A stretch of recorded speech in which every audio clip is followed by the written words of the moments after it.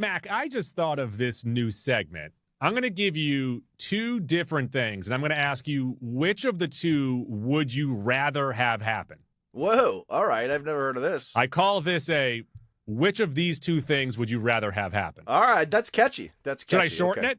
No, I like that. Okay. I like that. Yeah. Okay, so would you rather be stuck in traffic, but you're in the lane that is moving the fastest, or you are moving slightly faster on the highway, but you can't advance because all lanes of traffic are moving at the same speed?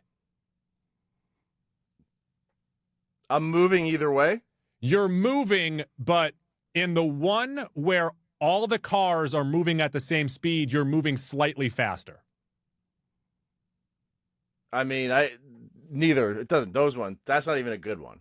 Why isn't it? A good one would be. Don't fuck with my would you rather. What are you doing this? Would you rather take back roads? Wait, did you just think of this? Yes. Okay, go ahead. Would you rather take back roads, but you're moving constantly, and you'll get there 5 minutes later, or would you rather sit in traffic on the highway, bumper to bumper? Which one am I getting there faster with? The bumper to bumper. The bumper to bumper, then. No, wrong. I'd rather keep moving. I'd rather be constantly moving. Are there traffic lights? Occasionally. Then no, I don't want traffic lights. You'd rather just actual traffic. I hate traffic lights. But if you're getting there faster, who cares? But you prefer traffic? Mine is a better would you rather. I do great would you rathers. No. You're 0 for 1. No. Yeah. And to answer my own would you rather, I would like to think I'm going to go in the one where there's traffic, but I'm in the lane that's moving the fastest because then I think in my mind that I'm getting there quicker than these other idiots. Yeah, 0 for 1. Comment down below who had a better would you rather / who created would you rather, Mac or Goo.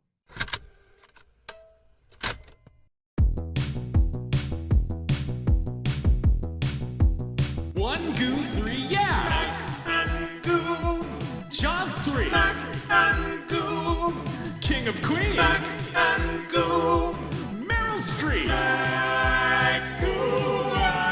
Entertainment. I'm Goo. And I'm Mac. And we are the Mac and Goo program. Would you rather X-Men 97 Season 1 or X-Men 97 Season 2? That's too easy of an answer. Would you rather X-Men 97 or X-Men Evolution, that show that came out on WB Kids in the aughts? The show that you and I didn't watch. I watched a smidge of it. I didn't watch a ton. Did you watch Wolverine and the X-Men? That came out around that same time. No, I did not. One of those shows, I think X-Men Evolution, is when X-23 was first put onto screen. Oh, all right. / might have been created in that show. Folks, we are talking X-Men 97, Season 2. And I'll tell you what, Goo, this was my most anticipated television show. Yeah, same. Since Severance Season 2, I suppose. Yeah. On that level, that's how excited I was. This hit Disney Plus on July 1st. It just finished up on August 12th. And I honestly don't remember if I gave Season 1 40 dogs. You but did not. It was in contention for it. Well, you did not, because you and I had the argument. I was telling you that I was on the right side of history, and you're like, I gotta wait to see a Season 2 before I give it 40. I think I want to say I probably gave it like 38. Something like range. So I was expecting this season to be a notch above. So you were looking for a step up. A step up. And the first 4 episodes, I said, they're doing it. Might get there. They're doing it. We're on and then pace. the final 5 were disjointed. I enjoyed them. Yes. I loved the season, but I don't think that this is as good as Season 1. So let me jump back a couple seconds. When I said that it's not a competition between Season 1 and Season 2, that's not true. This is a good season of television. I do love this Great season. season of television. Yeah, thank you. I think the issue that this season is going to have, in my mind, maybe in the minds of other viewers, is that it's being compared to Season 1. Well, it's being compared to Season 1. You have the whole, 5 seasons of the 90s television show. And it also has now an actual tie-in to the live-action MCU because of all the multiversal stuff. Whereas when Season 1 came out, we were not sure what really Is it was going to tie counting just into in- the animated universe that they've already created? We saw Spider-Man, we saw Captain America, or is it going to tiptoe itself into the movie stuff? Will it show, I don't know, someone like Kang, some of the eternal gods that we have seen in the past? I really enjoyed this show and this season, and I feel like its highs are as good as season 1, but there might be more lulls. I think that the first 4 episodes was the best thing they've done in the two seasons. But because the second half of season 2 is just like, we got to do this, we got to do that, and then we got to get back to here. Here's a weird thing, though. It wasn't the best. They do something that I really didn't want. I don't love what they do. But how they get there at the end, I say to myself, that's not bad. Okay. All right. Yeah, I'm pretty sure I know what you're talking about. Goo, X-Men 97 Season 2 is a TV-14 action epic, adventure epic, just a regular epic, a political drama, a sci-fi epic, a soap opera, and a superhero. It is super soap opera-y. I'm so happy that they have soap opera on here. This is like as close to a soap opera as you can possibly do with animation. Yeah, I mean, the two things here, and this is, I think, why we all really love the X-Men, is it does get a bit soap opera. Yeah. But the political drama that's in here, the Right. deep-seated issues that are really underneath the cartoon show are pretty fucking good and relatable. But also the constant theme of love and like the meaning of life. Too. Like there's a lot of that in there as well. Yeah, it's dealing with pretty heavy stuff. Season 2 totaled 9 episodes for 269 minutes. Goo. Nice. Essentially 30 minutes an episode. Our 9 episodes spanned 28 to 33 minutes, so they were all in that same group. There was no extra long or extra short. On Roddy T's, Goo, Season 2, 97% from the critics, 79% from the audience. Compare that to Season 1 that had 99% from the critics and 91% from the audience. So the audience is preferring Season 1 over Season 2. Critics about the same. And to that, on Metacritic, Season 1, 82. Season 2, a 90. So actually, the critics are reviewing Season 2 a little more highly. That's interesting. I wonder if the first 4 episodes carry that. I wonder if they're just more open to it. I will say I liked Season 1 more, but I think they're in the same tier. I don't think Season 1 is much better or even really a step above. I just think it's in the same tier, Season 2, just maybe a smidge lower. Did Season 1 get weirder? Because they did the whole clone thing. They did the Goblin Queen. So the Goblin Queen and you know, Nathan and Yeah. Rachel and the Mother Scotty, that whole stuff, it was weirder. You also are dealing with Bastion. Yeah. You know, like I felt like Season 1 was more streamlined. I don't know, because this season, while there were different timelines of where the X-Men were to start the season, like, it was right in your face. Like, there was no mystery to it. You knew where they were, and it wasn't confusing. No, that's true. It's just where we left off at the end of episode 4. We never get back to that high, I feel. Do you feel like it was a mistake to spend that episode getting Wolverine back to where he was? No, I mean, because where do you go from the heights in the depths of episode 4? Do you feel like Now, that we- was a we get- studio note, though, them saying, hey, we see 8 episodes here, and we don't see a lot of Wolverine. Can we get some Wolverine? Well, two major things that occur in, let's say the 3 major things from season 1, Goo. Yeah. Obviously, you have the whole attack on Genosha. Yes. That's the primary thing. You have Gambit dying as a result of that. Yeah. And then you have Magneto ripping the adamantium out of Wolverine's body. Mhm. And season 2 fucks with a couple of those Yeah. things. So does that make season 1 worse? Does that make season 2 worse? I think it's a conversation to be had either way. But I think one of those you're talking about bothers you a little bit. I think bothered a few other Yes. people. Now, I do think in the finale, the last like 10 minutes are fucking great. They are. And I really loved a couple of the dialogues there and a couple things. Well, that take especially because place. the theme of the season and the big fear for the X-Men and the, big arching villain is it's And it's not just Apocalypse. It is the gods that have set up Apocalypse as is, and that is survival of the fittest. Yeah. But then by the end, they say, not so fast. Hold your horses, Rusty. Yeah, there can be other Yes. avenues. I Life is suppose. more than just about being stronger. Mhm. That's why Mac and I work so well. I'm survival of the fittest. I'm ready to tear Mac's soul out right now.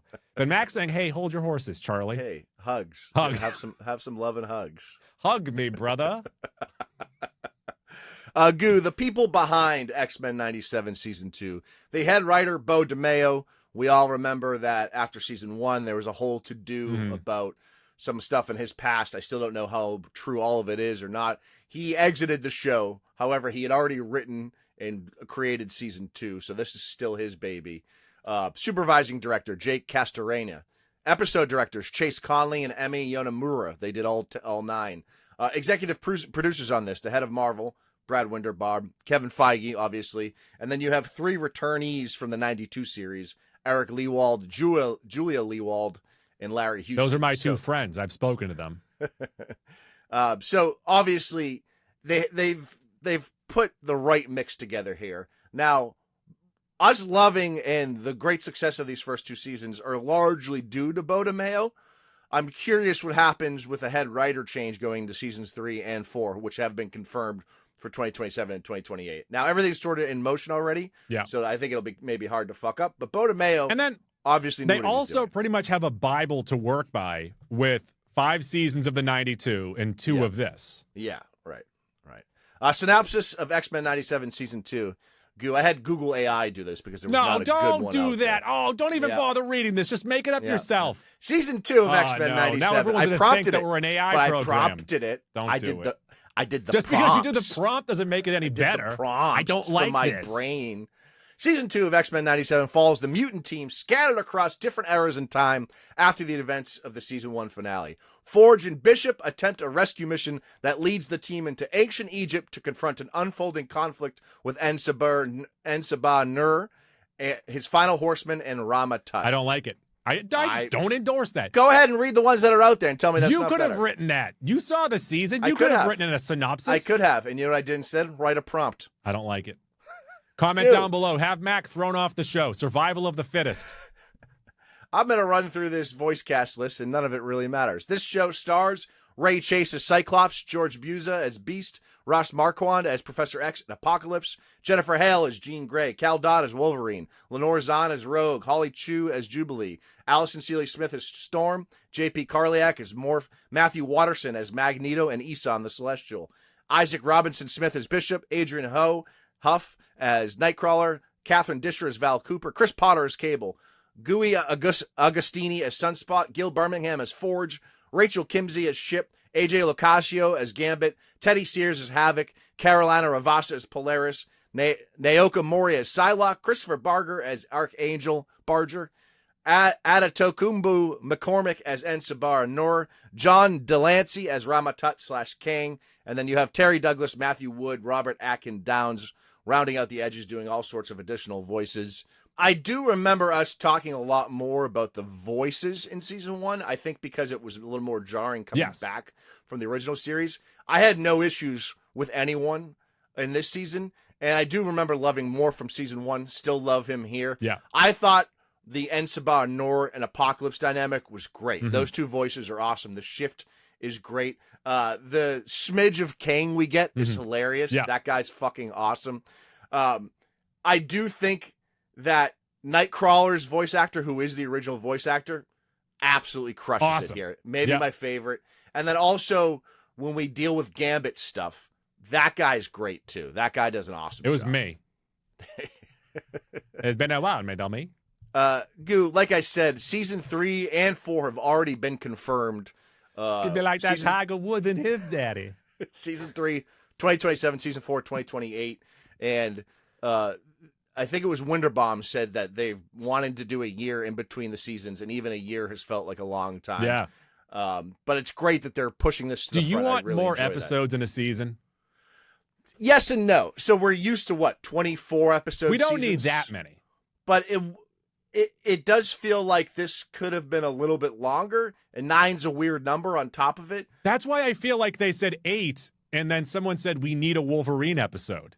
Oh, is that okay? Yeah, You know what I mean? 9 is it's an yeah. odd number. Yeah, it is. It is But weird. also- but you could do three episode arcs in. That's 9, like though, that's so- why I also, if they did 12 to 15, Mhm. that would give them, and you hate these episodes, but that would give them the opportunity to do a side quest episode, but still give us enough time for that main storyline. Sure. Yeah, but then maybe I don't know. I don't know what the Because right you answer didn't like is the there. Jubilee episode in season 1. I did. No. And I But- like the episodes where a character can go off and kind of do its own thing and build that character for a 22-minute episode. Yeah, understood. I see both sides of it. I don't know if I have a strong opinion to make a decision there. Good, I'm glad you're on this podcast. Goo, the my main opinion here on this season is that even though it maybe doesn't have as many side quest episodes as season 1 did, it really just has the one Wolverine one. Yeah. It just felt like there were so many moving parts, and the second half of the season has so many things going on that it's not confusing. It's just really hard to be like, all right, what are we caring about here? Because season 1 is more straightforward with its main story arc Yeah. with Bastion. Season 2, you get the massive payoff and blowout in 1 through 4. And then, we have these 3 separate teams we're dealing with in Yeah. the second half of the season. You have our main X-Men with Charles Xavier. That team is Cyclops, Jean, Beast, Nightcrawler, Rogue, Storm, Wolverine, Morph, Forge, and Bishop. And then you have X-Force, run by Cable. There's Cable, Jubilee, Sunspot, Archangel, and Psylocke. And then you have X-Factor with Val Cooper, Havoc, Polaris, Strong Guy, Multiple Man, Wolfsbane. It almost feels like none of the 3 get enough of a chance to shine. They're all done well, of course. They're fun. And I like the dynamic of, basically all good guys fighting against each other. But it just feels like none of the 3 get a chance to shine. Which Cable storyline do you like better? Season 1 of him trying to stop a Nexus event, or season 2 of him trying to fulfill his destiny at any cost? They're sort of one and the same, right? And it does also now feel like, he was doomed to never stop that Nexus event because of what happens here. Yeah. He felt more emotional and more of a rounded out character in season 2 than a one note in season 1. And he's more likable, I guess, in season 2. But there is something to be said about him going back like 400 times and trying to stop that Nexus event in season 1. I don't know. It's a good question. That's a good question. I do like the interactions with him and his parents, where his parents are just trying to slow him down, where they're not. I mean, I feel both sides are pulling punches, but Yeah, the parents especially using kid gloves on him. It's a little bit Civil War-ish, where you're like, all right, they're not really trying to hurt the other one. Until Cable is willing to do one thing, and you're like, oh, Cable is. Yeah, like, oh, he's really wants to get this done. Because he's willing. That's something that he doesn't do, and he's doing Yeah, that right now. Yes. Yeah. Shall we get into the octagon, the Let's do it. nonagon do of it. this season, Mac? Fun factor. I feel like there weren't as many fun battles or fun team ups as we got in season 1. One that really stands out is when Gambit and Wolverine teamed up for their energy punch, where they did it, and that was like, oh shit, that's awesome. Or when Cyclops even stepped in there, episode 1 of X-Men 97 season 1, and you're like, oh, Cyclops kind of fucking rules now. Yeah. This season, I do like what they did with Jubilee. Jubilee had a nice power up. Her attitude leveled up changes a for little sure. bit. So there's She's something. like actually. I mean, there's going back to the original series, and even She was useless. Useless. And now you actually see where her power is powerful. And You're then like, also- oh, this helps. She was me. also a teenager who wasn't allowed to do anything. In this Yeah. season, she's flying planes. I really like the nuanced thing where she has that one-on-one with Havoc. Yeah. And then she's flying, like floating back into the plane, and she like force pushes herself with her powers. That was cool. Yeah, and also another character that they allowed to show off their powers, at least for a smidge of it, was they allowed Nightcrawler to, in one episode where he wasn't fully himself, just go in there and take out a full team. Yeah, so episodes 8 and 9 Yes. give us a lot of fun with the infighting. Yeah. And then they're all fighting for different reasons, but fighting each other. There's a great Nightcrawler scene. There's a great Morph and Wolverine versus Yeah. Psylocke and Archangel scene too, like that. So that the most fun outside of the first 4 episodes, which were more emotional than anything, were those final 2. Satisfactor, were you satisfied? And I do think by the end of it, while I don't necessarily love some of the results, I do like how they got there. I was satisfied by how they got there. Yeah, I don't disagree with you. This season had a little bit of Infinity War Endgame type thing, right? End of episode 4 feels Infinity War-ish. The conclusion feels a little Endgame-ish. So I wouldn't say I was super satisfied by the end, but I did like where certain characters ended up. Borometer, did you feel bored at any point during this season? A little bit. Smidge. Yeah, this didn't have the same week-to-week intrigue that season 1 had for me. Yeah, and again, I'm going to beat this to death. The first 4 episodes are fucking incredible. Yes. And then when we go to that Wolverine episode in 5, you're like, all right, whatever. And then it takes a little while to get going again. Yeah. And also just the story that Charles goes through, I feel like by the end, that didn't satisfy me. Yeah, and especially seeing how angry and visceral he is in episode 4, there's no real payoff to that. I would also love it if at the end of all their battles, even if Charles is wrong, he just sits in his chair and goes, just as I thought. It's like, you didn't plan this You out. didn't say that at all, Captain You never Hindsight. thought that was going to happen. Because that's kind of what happened. He's like, that. Yeah. See, family, I told you guys. Kinda. Halloween, will this wane over time? I think I might remember this more fondly as we move forward. Yeah, maybe. I don't know. I don't know if there's going to be as many standout scenes to rewatch as there may have been in season 1, but yeah, you could be right about that. Hawk Waterworld, is it better than 1995's instant classic Waterworld? It sure is. Yes. It sure is. Yeah. When life gives you Plemons, they say, that's not just any old Plemons. That's Jesse Plemons. Did anyone in this show with limited screen time make you say, Jesse Plemons is not playing Beast in the MCU? Why isn't this happening? So 3 I want to highlight, Okay. who we have sort of already talked about.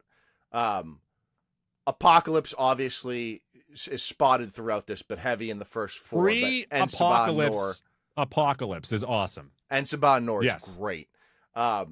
Professor X actually in those episodes are great as well. Magneto's great in those episodes.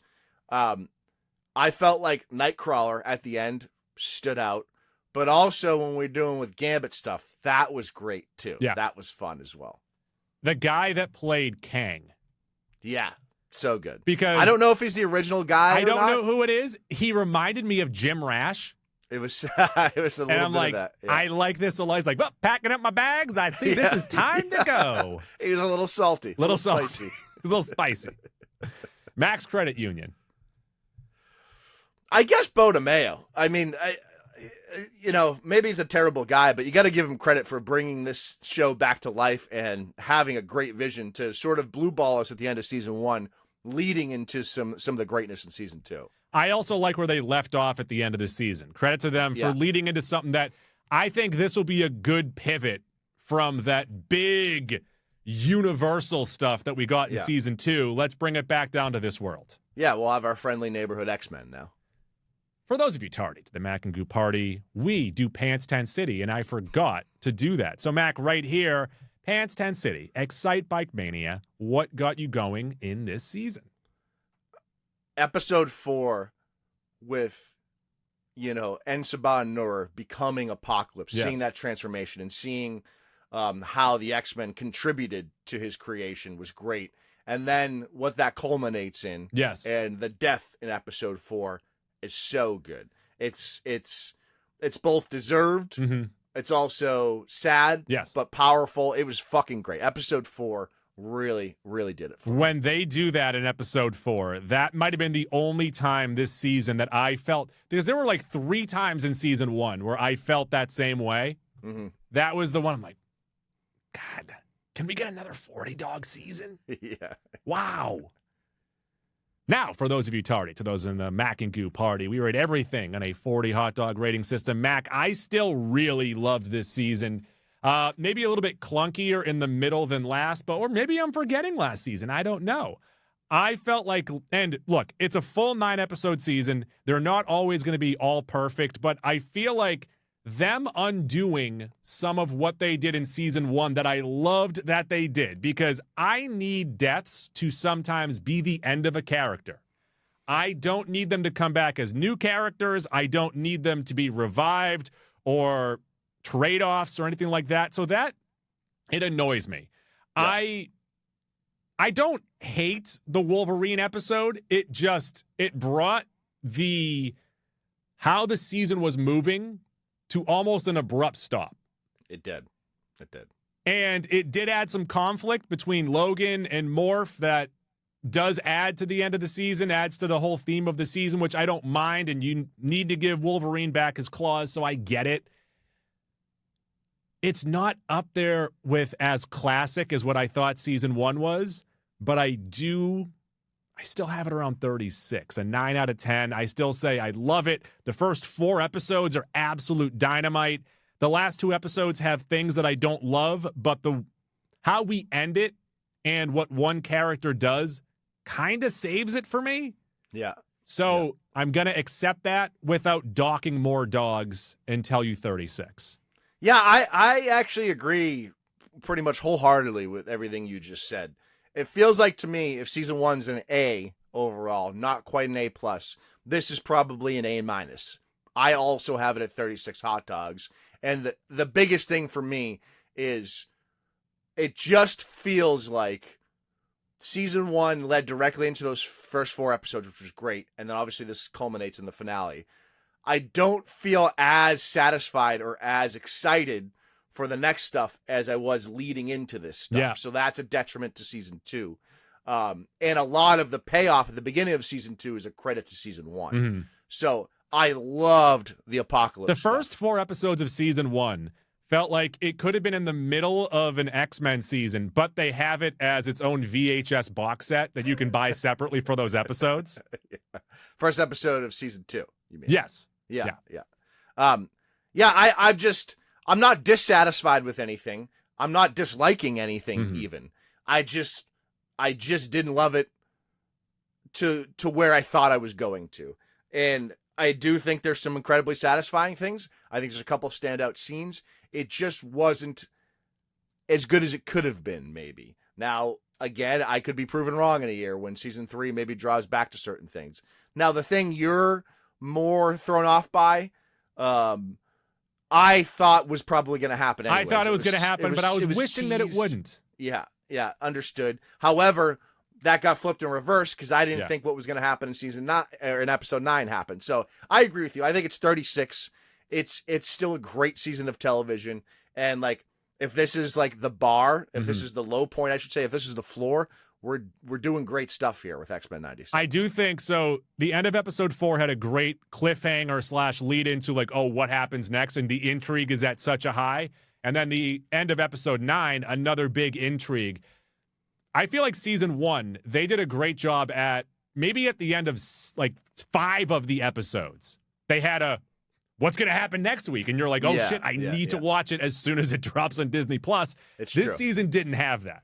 Yeah, and you knew after episode 4 that there wasn't going to be any big payoffs until episode 9. So that did drag like in it a season little 1, the stuff in Genosha, you're like, I need to see what happens next. When Magneto demagnifies the world, you're like, I need to see what happens. Yeah. Like there's right. I don't think this season had as many of those. No, I think you're right about that. Shall we get to spoilers? Spoilers. Gambit is alive. Yeah, Gambit is resurrected as Apocalypse Death, or one of his. I think four my horsemen favorite named scene Death. from the year was when he was in bed in like a hospital, yet he was wearing his outfit. Yeah, you don't take your outfit off. You can put a hospital gown on. No. Then your buns are showing out the back. Because imagine when he pops up and jumps in that giant fight at the end. What if he was wearing a hospital gown with no backside? And he's twirling his stick, and you can see his ass. He's throwing gauze pads instead of cards. And you can see his ass. So that a point of contention in this season is Gambit being resurrected after the sacrifice made in season 1. I think this was sort of foretold. Everyone kind of predicted this, so I wasn't upset with it. It does diminish the sacrifice a bit, but it also leads, of course, into that finale moment where Rogue sacrifices herself for Gambit, and then Nightcrawler sacrifices himself. And for I Rogue. also like the final time that Rogue and Nightcrawler talk to each other, so she's saying goodbye as if, look, this is the last time I'm ever going to see you. Nightcrawler picks up on it and is like, yep, this is the last time. Yeah. And then he goes in, and I love the speech that he has. Which Eternal was that? Which Isan. So they're not an Eternal. That's just it's a god. They're a celestial. They're a celestial. Thank you. And the conversation about how it's not always about survival of the fittest. It is, I believe that in death, I'm going to be able to have people create new memories because of what I'm doing. Mm-hmm. And out of all the characters, he would be the one that understands sacrifice more than anyone else. And also how you can mean more to people in death sometimes than you do in life. No, it's a good point. And there's also something to be said along those lines of how you lived your life matters more than how long you lived, right? Mm-hmm. What sort of effect you had on people. And that's sort of, the more I think about it and the more I sit on it, I'm okay with the Gambit resurrection and the death storyline because there was some cool shit there. Yeah. I don't know if I love that he's fully back. Like maybe if he was back for a moment and they got their one last thing, that would have been cool. Yeah. But he's just back and everything's all set again. I don't think I love because that. also not only he's back, he's fully back. He's wearing his cut off crop tops and whatnot. Like he is Gambit again. Cable blasts him in the head, and his head is fine. Yeah, I don't like. quite Imagine if understand he's brought back, but now he has a giant head wound.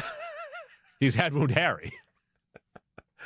Goo, the secondary major thing here, or maybe the primary thing. Of course, they defeat Apocalypse in the I end. also love the look of Gambit Apocalypse. Yeah, that was cool. Credit to them. And the big scythe was cool. Yeah. I enjoyed Yeah. that. So the major moment at the end of episode 4, Sabah Nur fully becomes Oh my Apocalypse gosh. and murders the fuck out of Magneto. But does You it see Magneto's right in front of skeleton. Professor X. Yep. And then he's like, I would kill you too, but you stink. Yeah, you're an ant. Like I don't you- need to kill ants. You're worthless to me. Yes. And then what I also So love cool. is, so you can say, wait a second, these two, they saw each other back in 1992. So Apocalypse at the end sees Charles and knows that this is the first time that this Charles, has seen him since they saw each other back in ancient Egypt. And he's like, oh, I'm going to fucking tease you now, dude. I love what, like, that was like the big pickup too. Yeah. The other thing that I guess was a mild disappointment is the character of Onslaught has sort of been teased or hinted at for a couple seasons now. And now I don't think we're going to get it at all because I thought think- that would be that's how you defeat So, Apocalypse. I think that because they've talked about wanting to do 10 seasons of this show, by season 5, we're going to get something like that. Like, Yeah, maybe. Magneto's going to come back in some way. Yeah. So that was a major thing. But once again, if he does come back, the whole diminished thing.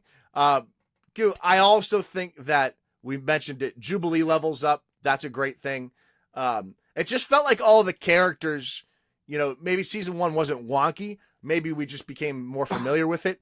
I had no issues with like things characters did and everyone's motivations. It all made sense throughout the season. I did enjoy that despite the fractured groups. The post credit we get to of Mystique. Finally, we've been hypothesizing, has Mystique been around the whole time? Maybe as Val Cooper. No, she hasn't. She pops up, kills Val I'll Cooper. say she pops Val Cooper. Or wounds Val Cooper. We don't know if she's dead or not. Well, she double pops her. She pops her once in the side, and then it cuts to black, and you hear a second pop. That's Yeah. And we see that one of the children of Mystique, Graydon Creed, the son of Mystique and Sabretooth, has now become president. I would say Graydon Creed. the son of, who's the lead singer from Creed? Scott Stapp. Scott Stapp. So Scott Stapp is the father, and then because he's the father, the last name is now Creed. There you go. That's how it works. Yeah. Um, With arms wide open. Graydon Creed, notable mutant hater. Yes. Despite having 2 mutant parents. So this is really setting season 3 up to what Goob mentioned before, a more grounded, more political story, I suppose. Humans versus mutants, and that's really what That's what the X-Men are all That's about. at the core Yeah. of the X-Men story. But this will also get into, so Nightcrawler sacrificed himself for his, found family of the X-Men / his adopted sister as his well. sister Rogue, yeah. But he allowed his brother Creed to live. Yeah. I don't know how he got off of that ice island. Maybe they'll explain that.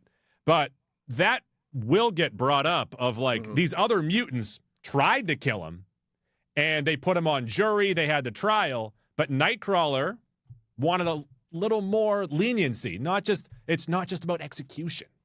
And it's going to be interesting. Now, everyone, of course, loves Mystique.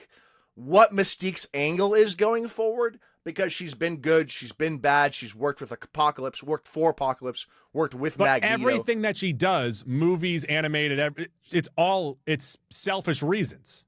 Sure. Yeah. Yeah. So again, what's that reason going to be Yes. this next season? And, in the comics, she obviously does a million things. Clearly, she's probably going to be leading her own team. What that team will be made of, who knows?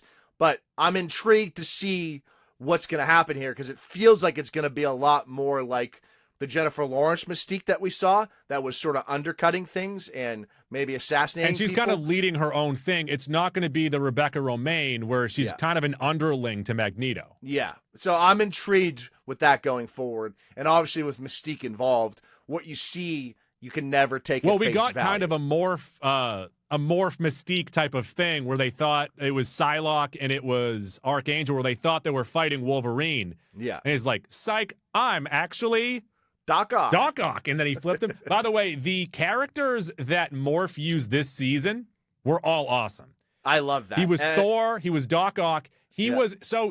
He did Flat one. Man in this one? I was going to say, he did one where I forget who it is. It's not Mr. Fantastic. And it No, would he's have like a made flat sense, dude. if he was Yeah. just Mr. Fantastic. He was, Well, I he was lo- Flat Man.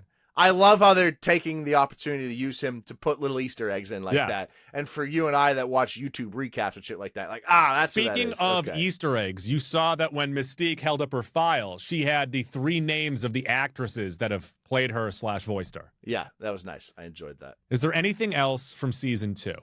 No, I feel like there's some nitpicks, there's some stuff Yes. I didn't love, but in general I liked everything. And this is one of those shows that just having it, just watching it existing makes me happy. Yeah. So it's hard to be super critical. And I also want to point out that heading into season 3, I'm just as excited for season 3 as I was for season 2. I haven't lost any excitement. I wouldn't say that for me. I'd say I'm a little Matt's less excited. excitement meter is going down. Because I hope only- cable doesn't blast you in the head. The only reason is because I don't know where we're going. So Mm-hmm. what am I excited for? Whereas this season, I had a reason to get excited for the Apocalypse stuff. I just need to know what to get excited about, and then I'll get excited. I do love that Cable versus parent scene where at first Cable's like, I'm a badass, I can beat anybody. And then he's like, oh shit, my parents are actually do you really, know who really my powerful. parents are? It's like, my parents are really, really powerful. Right. And then he did the arm thing where that's something that he tries not to do because it gives off too much energy. Yeah.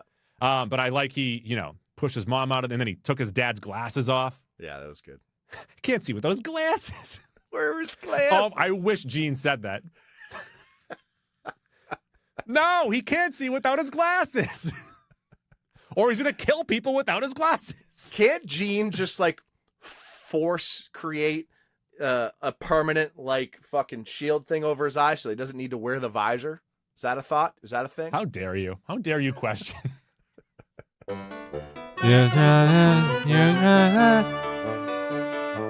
Let's get into Maxac. And Maxac could be anything. It could be a boat. And Mac, last weekend, as one does, I was at a big brass jazz show. Yep. Some Nollins brass.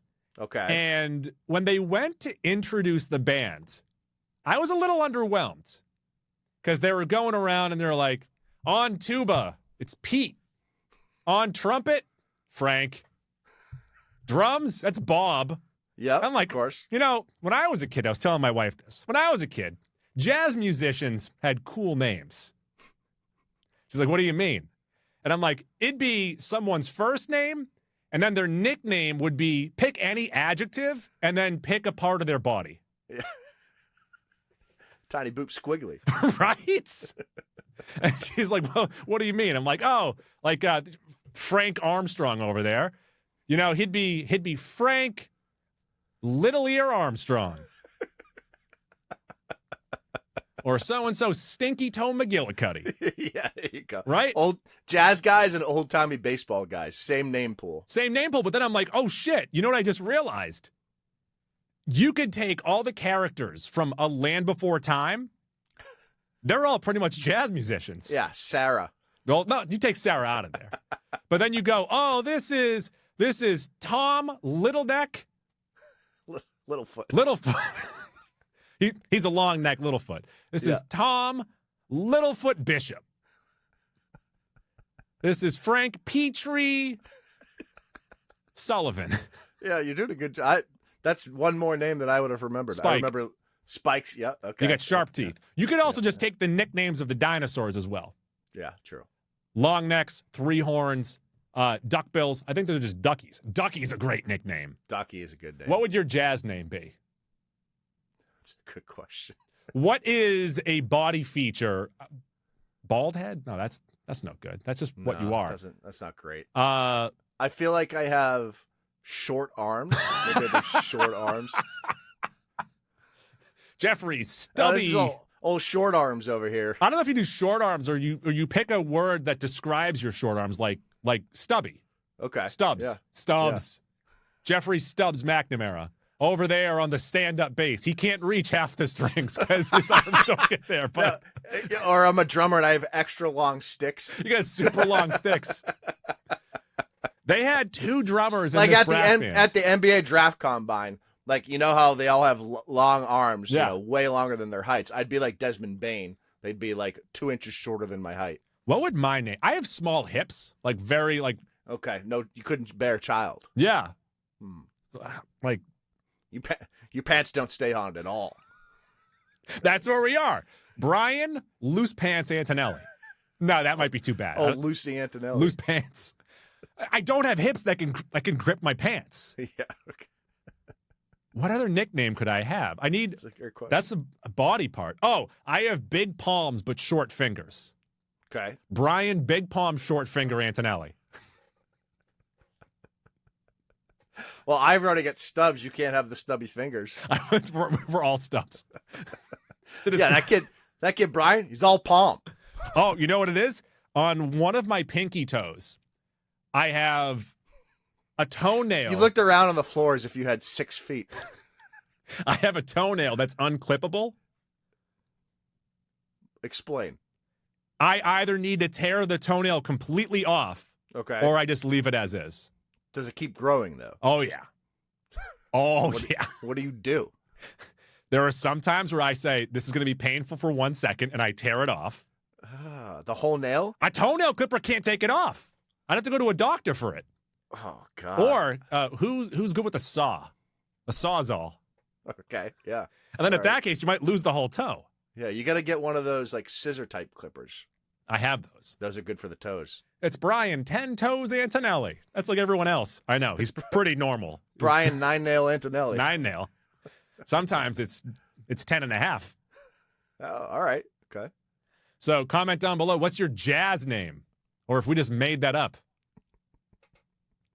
All right, Mac, where can the folks find us? You can find us on X and Instagram at Mac and Goo Podcast. Every other platform where Mac & Goo. It's Mac Shift 7 Goo. I include Facebook, Stitcher, TuneIn, Castbox, Spreaker, Google Play, iHeartRadio. We're on Spotify. More importantly, we're on Apple Podcasts. Get on there, rate, review, subscribe, 5 stars.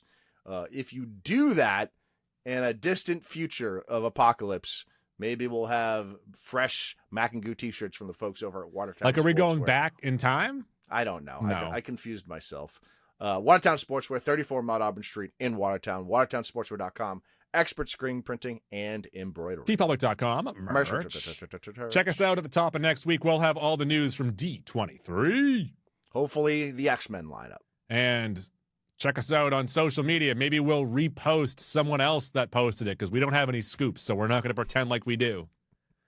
We re-scoop the scoopers. I literally, it made me irrationally angry when they're like, Charles Melton's no longer going to D23. They're not going to announce the X-Men. Whether he's there or not, they're going to announce it.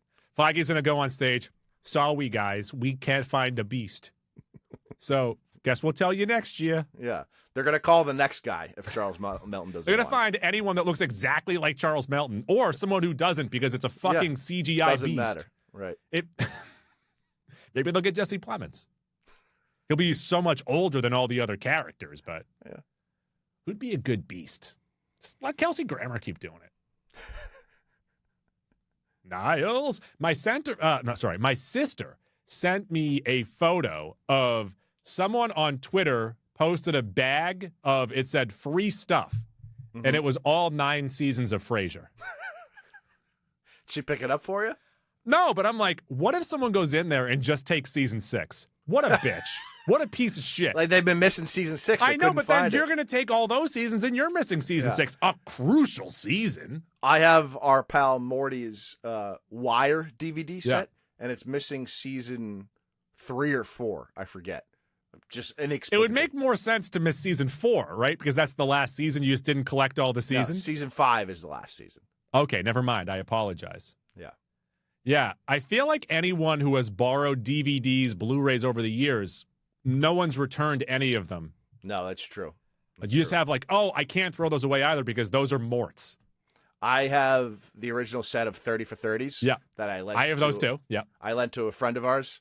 Have not gotten them back. I lent them like 14 years ago. The original set of 30 for 30s ruled. So good. So good. And then they're like, what if we do the U again? The U also. The U still. The U, comma, 2.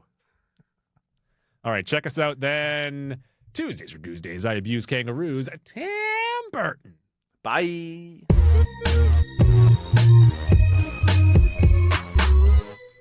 Please flip the cassette over to side B to continue the adventure. Now it's time for girls jumping on trampolines. Ziggy zaggy, oi, oi, oi.